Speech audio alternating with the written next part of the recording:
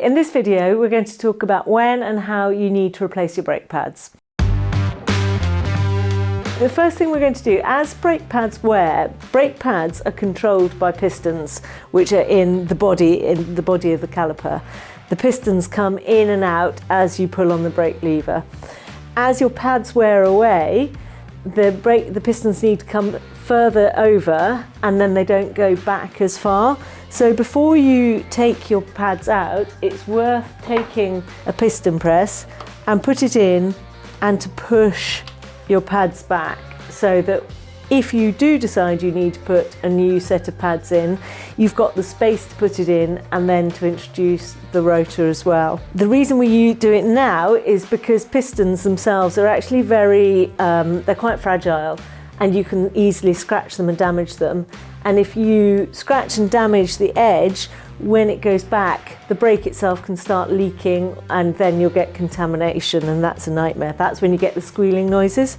This particular brake pad is held in place by a simple split pin here. You just straighten it up. Be careful how you do it because it can get too twisted and then it becomes a pain to get out. Pull it out, and then again, some brakes the pads come out from the top, some brakes come out from the bottom. These particular pads just drop out from the bottom, like so. In terms of a pad and looking at the wear on a pad, as you can see at the moment, these pads, there's still maybe 1 or just under 2 millimeters of wear on either side. If we look at the insides, there's no particular scoring marks. They look quite uniform.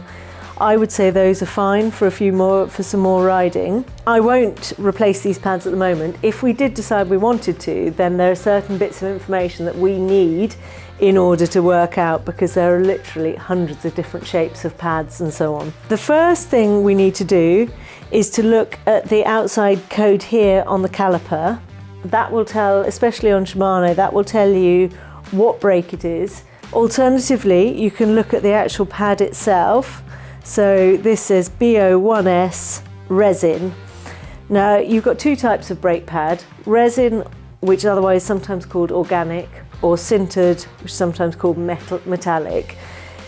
Sometimes they're interchangeable. Some brake systems will take both, and then it's down to a case of preference. In this instance, because it's got resin in here, I'm also going to have a look at the rotor itself, because this will tell me a lot of information about what it's going to take. And in fact, as you can see here, this particular rotor will only take a resin brake pad. Whilst we've got the rotor here and we're looking at it, it's worth realizing that there is actually a minimum depth on your brake rotor as well. So minimum thickness 1.5 mils. So it's worth keeping an eye on that. We're going to put the brake pads back in. We have to remember how it came out. So this one goes in from the bottom. Take your split pin, put it across, and then with your pliers just gently bend that back. There we go. So there you are. That's how you check and replace your brake pads.